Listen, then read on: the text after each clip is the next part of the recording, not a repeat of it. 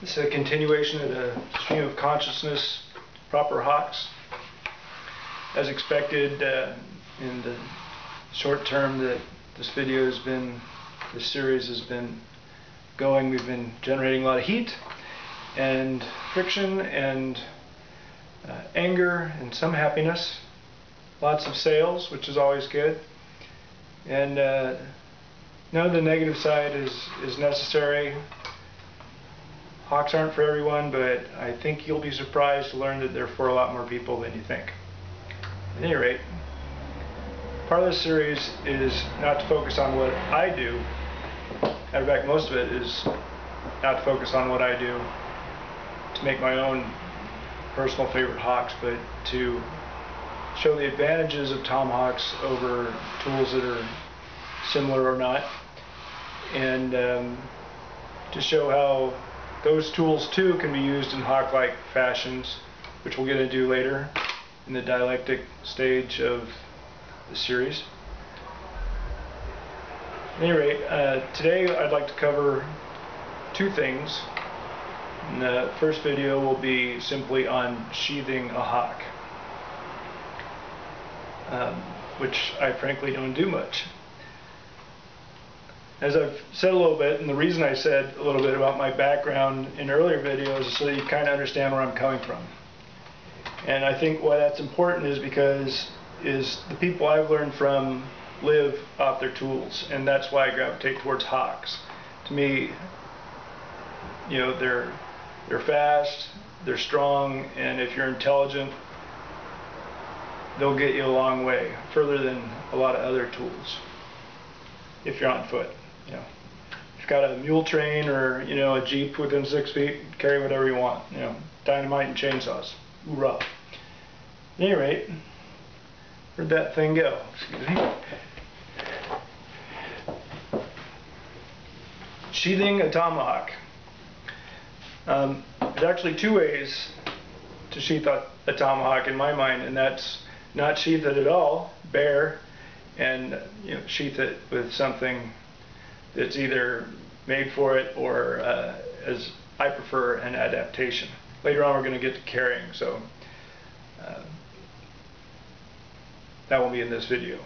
Bare. Stick it on your belt loop or a sash. Cody Lundeen has been carrying a sash like the old Canadian frontiersman did. Way to go, Code. I've always loved those, and things that I use similarly, scarves and mesh laundry bags of all things, which is part of one of my carry systems. So belt loop or sash, a loop of string, you know, just drop it on there like one of those carpenter's axe loops on your workman's jeans.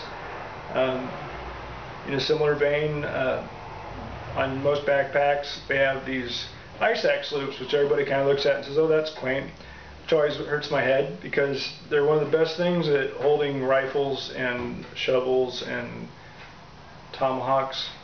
So take advantage of those if you have them, or make your own. Favorite carry of mine in this bare fashion is what I call flintlock carry. It's great when moving fast, especially since I like to, you know, go through streams and things where a lot of people don't go, and sometimes you don't want to get your feet wet. You can simply reach across the bank and use that as, you know, an extension of your arm to push off when you're in these really fast moving you know, cross-country travel. Getting old, I haven't done that for a while, but I need to go back and do it. So that's bare. Sheathed.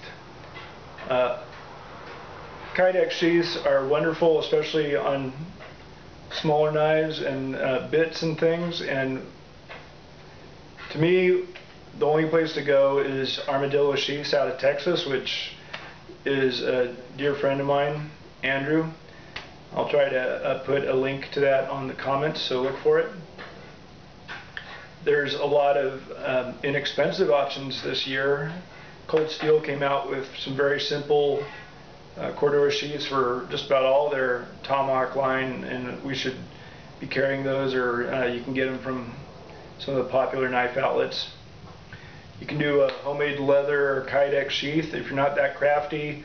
something really just as good a lot of times is get out little cardboard and duct tape and make a bit cover.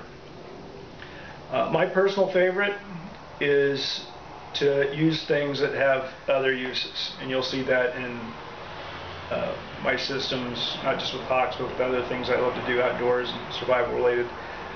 So an old glove is really the way to go.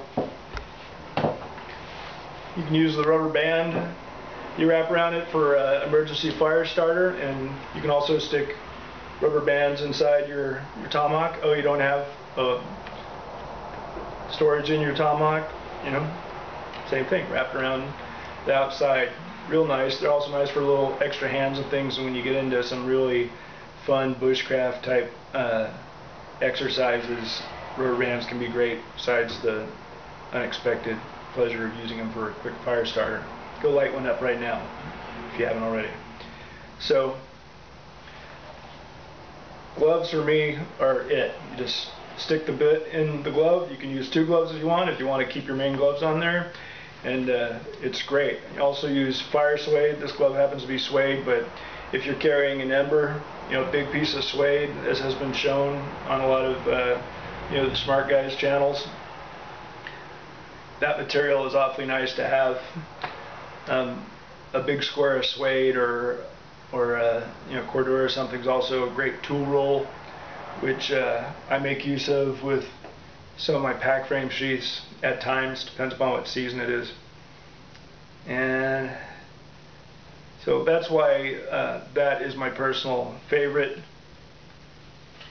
So I can carry it in my non-sheathed way with the flintlock and covered up. Just makes it a little more comfortable when you're manipulating the hawk. Plus, it doesn't bonk people. It can be added on to other carry systems, which we'll get into. And the glove is obviously good for many other uses. So I think that's about it. Next is carry systems. Thanks for watching.